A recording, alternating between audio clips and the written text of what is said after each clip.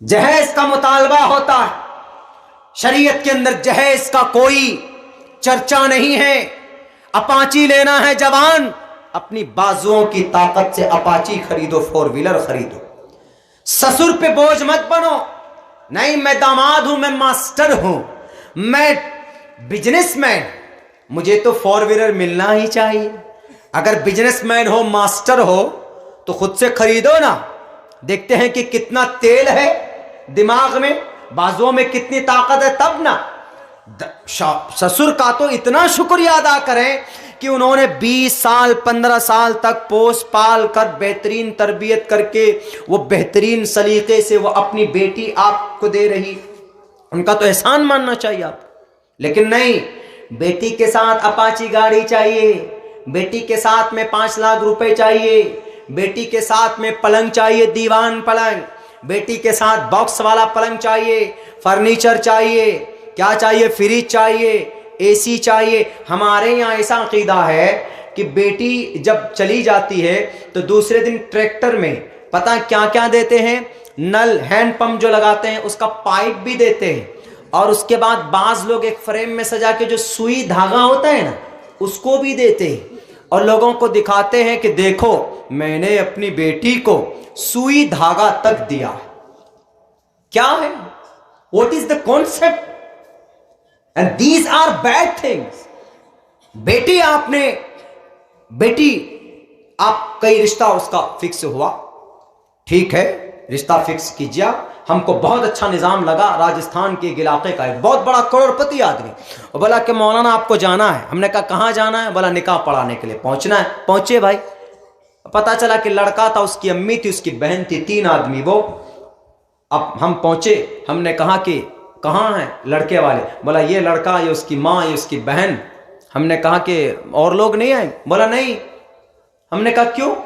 बोला हाँ यही है, अगर हमने कुछ और किसी और लोगों को लेकर आते, जैसे 10 5 15 20 गाड़ियों में जाते हैं, बहुत सारी शादियों में तो देखेंगे एक लाइन से सारी स्कॉर्पियो लगा देंगे, एक स्कॉर्पियो में एक आदमी बैठा हुआ होता है, दूसरे में दूसरा बैठा हुआ होता है, 50 आदमी है, 50 स्कॉर्पियो। क्यों?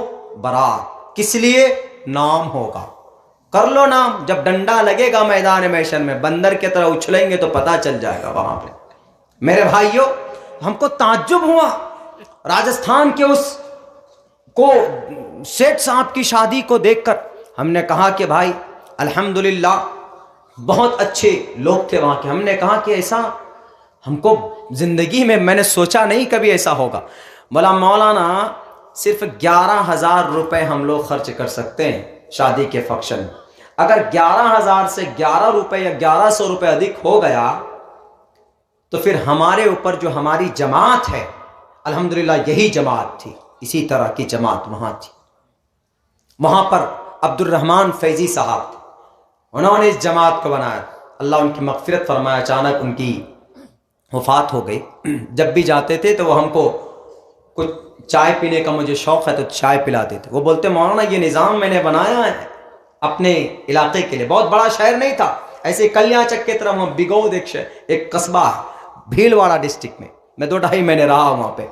तो उन्होंने कहा, तो वो सेठ जी बड़ा, उस गांव का, उस शहर का बड़ा सेठ, करोड़ों का मालिक, तो वो आदमी मान रहा है उस बात को, कह रहा है कि 11,000 रुपए ज्यादा से ज्यादा, नहीं तो मुझे फिर इस पता नहीं कितना दंड हमको लगेगा।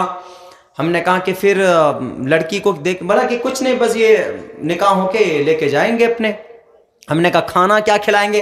खाना बहुत सादा, बहुत ही ज्यादा सादा खाना, पूरी होती है वहां पे, और अलग से जो छोटे छोटे दाने होते हैं, हमारे यहाँ बुनिया बोलते हैं, हमारे यहाँ बुनिया बोलते हैं, लड्डू जो बनाते हैं, यहाँ पर भी शायद बुनिया ही बोलते होंगे, वो, और दाल और चावल, और कुछ नहीं, ये सीधा सिंपल खाना।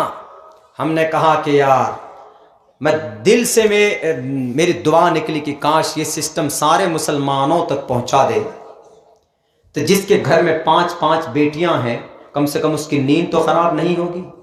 हमारे यहाँ तो ऐसा निज़ाम हो गया है कि हर, चाहे गरीब हो, मिडिल तबके का हो, ऊंचे लेवल का हो, सबकी बेटी के लिए, यानी शादी में गाड़ी जरूरी, 2 व्हीलर, बाइक जरूरी। अब बताइए एक बाइक की कीमत 80,000 90,000। अब 4-5 बेटियां हैं, बेचारा कमजोर मजदूर है, जमीन भी नहीं कि बेच के करेगा, तो कहां से देगा? वो डिप्रेशन में जाएगा। तो इसलिए नौजवानों, मिसाल कायम करना।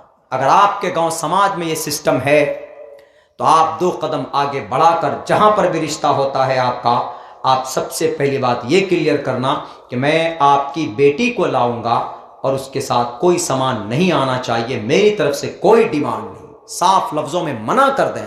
देखिए दिल से कितनी दुआ निकलती, उस शादी के अंदर बरकत होगी। 11 करोड़ रुपए खर्च करके एक शादी हुई, धूमधाम से निकाह पढ़ाया गया, 11 दिन वो शादी नहीं टिकी।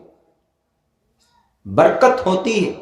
शादी एक एग्रीमेंट, एक उनसीयत, एक जोड़ा मिलाया जाता है। इसके अंदर सामानों का क्या डिमांड, कुछ नहीं होना चाहिए। मोहम्मदुर रसूलुल्लाह की पूरी जिंदगी, सहाबाए किराम की पूरी जिंदगी हमारे सामने।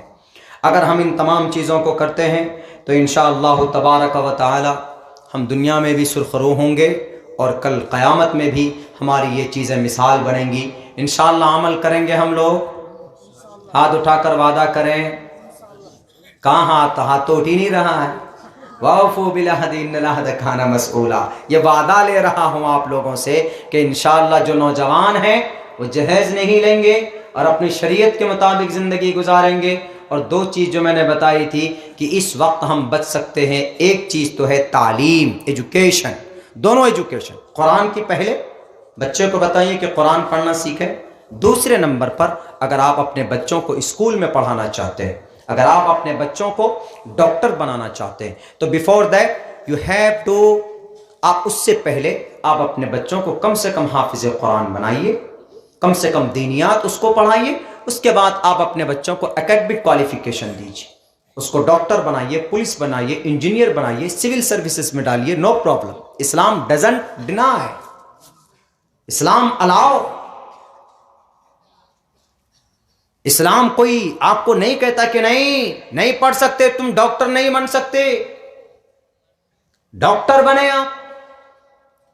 इस्लाम के अंदर तो इतनी वुसात है कि आप नीयत चेंज करो। कल भी मैंने बताया था तो आपको सवाब ही मिलेगा। नीयत ये रख लो कि मेरा बच्चा अगर डॉक्टर बनेगा तो जो गरीब हैं, लाचार, बेबस हैं, उनके लिए फ्री दवाई देगा, फ्री इलाज करेगा। और फिर जो इंसान को अल्लाह ने जो बनाया है उसके बॉडी के अंदर जो खराबियां आ जाएंगी उनको दूर करेगा ताकि उसको इबादत करने में दिक्कत ना हो। मेरी माएँ बहनें, आप घर में खाना बनाती, आप इस नीयत से खाना बनाएं कि मैं खाना बना रही हूं, मेरे बेटे खाएंगे, मेरी बेटी खाएगी, मेरे शौहर खाएंगे और इससे बदन में ताकत आएगी, इससे नमाज पढ़ेंगे, इससे अल्लाह का नाम लेंगे। अगर ये नीयत है तो खाना बनाना आपके लिए बाइसे अज्र। इसीलिए हम कहते हैं कि इस्लाम का हर गोशा, इस्लाम का हर पहलू एक मिसाल है इन लोगों के लिए। डरने की, घबराने की जरूरत नहीं है। इनकलाब पैदा होगा। नौजवानों, अगर आप खड़े हो गए तो इनकी जुबानें बंद हो जाएंगी, नहीं जवाब दे पाते हैं वो हमारे एक वर्ड की भी। अगर हम कहीं पर खड़े होकर अगर कोई सामने आ जाए